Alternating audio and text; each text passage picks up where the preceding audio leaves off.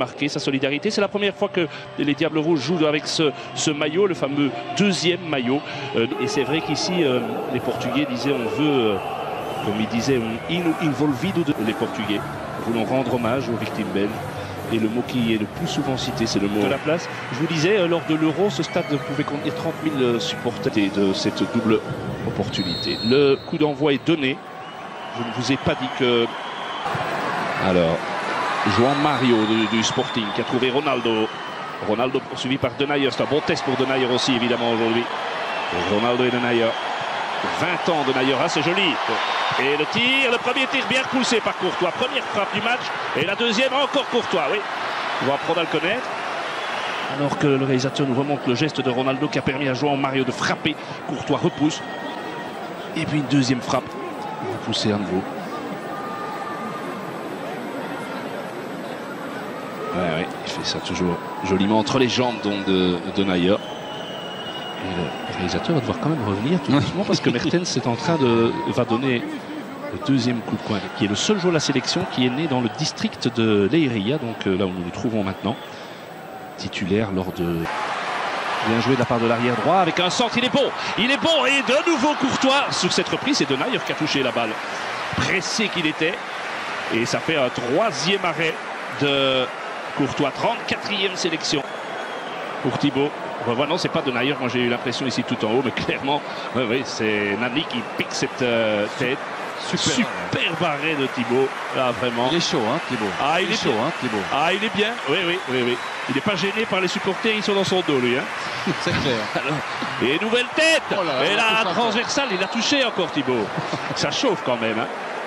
Vous savez que contre la Bulgarie, les Portugais se sont créés 30 possibilités. Je ne dis pas des occasions. Ça fait un hasard si au moment où je vous dis ça, c'est en plein au moment du énième ralenti de Thibaut Courtois. Mais il faut bien reconnaître que depuis le début du match, ça peut être un maillot de gardien. Plus en vue, c'est Thibaut. Avec ce nouveau jeu de maillot, c'est vrai que vous le voyez, vous êtes beaucoup plus près que nous, Vincent. C'est un jaune très fluo. Ça fait mal aux yeux. Ah, c'est vrai. Et laissez l'avantage, pas de hors-jeu. Et la frappe, et c'est goal. Et c'est goal. Très joli but portugais inscrit par Nani. Et oui. 1-0 pour le Portugal. Nani, son 18e but en équipe nationale. Vous savez contre qui il avait marqué le tout premier, Vincent? Contre la Belgique au Roi Baudouin lors des qualifs de l'Euro 2008. Lors de la dernière confrontation de nos équipes, on revoit. C'est Lombard qui n'est pas aligné ou c'est non, c'est Vermaelen qui n'est pas aligné. Mais il y avait une protestation aussi de la part de Gillet, de Mertens, de Witsel auprès de l'arbitre en remontant un petit peu la phase. Il faudrait un petit peu revenir en arrière là. Tout à l'heure, sans doute l'occasion à la mi-temps de le faire avec notre studio, mais il y avait effectivement un trou là. Ouais, mais c'est bien joué de la part de Nani, le joueur originaire du Cap-Vert, joueur de Fenerbahçe, formé au Sporting Club. Attention, c'est là que les Portugais sont dangereux avec ces espaces-là. Ronaldo très intelligemment, ça pourrait faire très mal, mais on a Thibaut. Regardez comment il a bougé l'angle. Il n'a pas osé frapper João Mario et Denayer.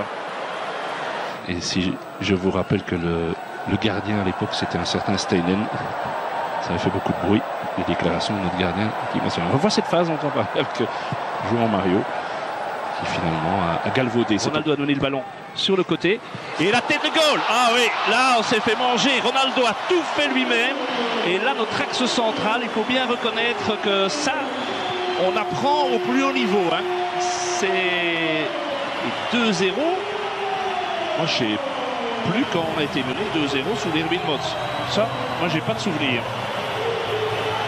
En tout cas certainement pas aux commentaires. Mais ça fait quand même un problème parce que de concentration chez les Diables, parce que tout part de Ronaldo. Allez, on n'a pas montré. C'est Ronaldo qui a ouvert sur le côté vers João Mario et il a poursuivi son effort en pleine course. Il arrive. Et bon, il y a quand même ce genre de phase, pas 36 joueurs à tir. Regardez, il arrive au milieu de Denayer, Lombard et Vermaelen et il vient lancer.